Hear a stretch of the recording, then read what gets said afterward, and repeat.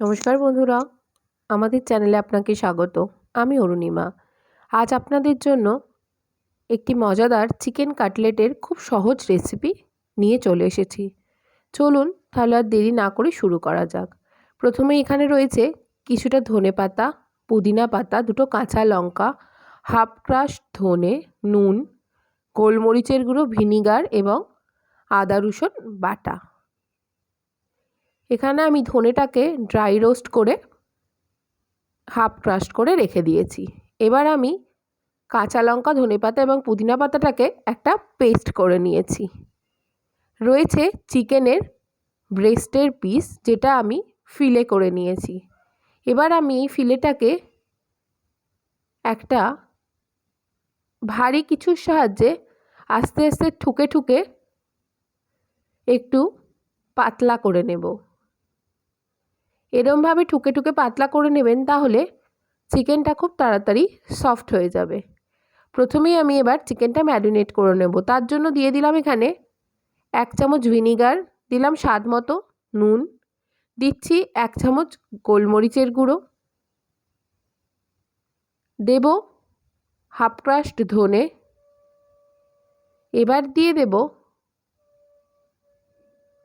আগে থেকে করে রাখা আদা রসুন বাটা 1 টেবিল স্পুন আমি এখানে দিলাম।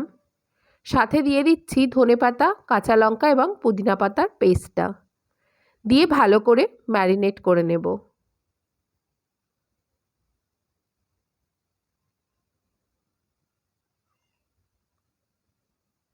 ভালো করে ম্যারিনেট করে নিয়ে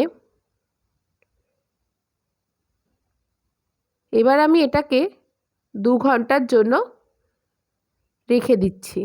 অবশ্যই ফ্রিজে রাখবেন।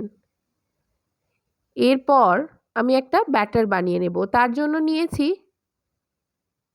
2 টিস্পুন 3 টিস্পুন কর্নফ্লাওয়ার, নিয়ে নিচ্ছি 2 টিস্পুন ময়দা, নিলাম স্বাদ মতো লবণ, 1 চামচ গোলমরিচের গুঁড়ো, দিচ্ছি অল্প অল্প পরিমাণে জল,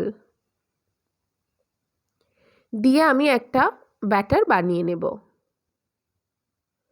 আপনারা চাইলে এখানে জলের পরিবর্তে ডিমও ব্যবহার করতে পারেন।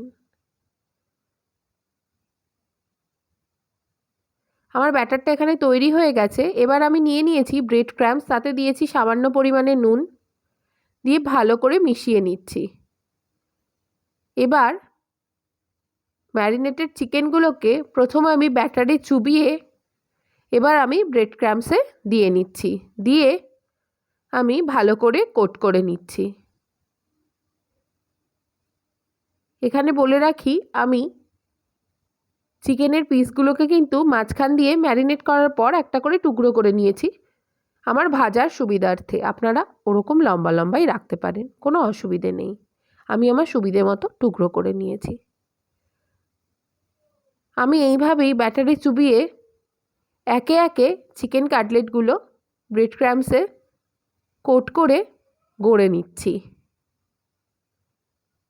দেখতেই পাচ্ছেন খুব সহজেই গড়ে নেওয়া যায়।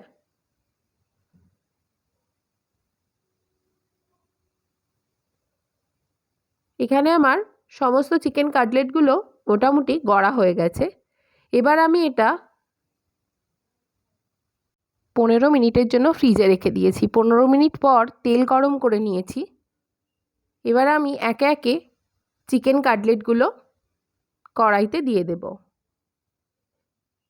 গ্যাসের ফ্লেমটা লো থেকে মিডিয়ামে রেখে এবার আমি চিকেন কাটলেটগুলো এক একটা পিঠ ভালো করে ভেজে নেব। আমি একবার উল্টে দিচ্ছি, দিয়ে আমি আর একটা পিঠ ভাজতে দেব।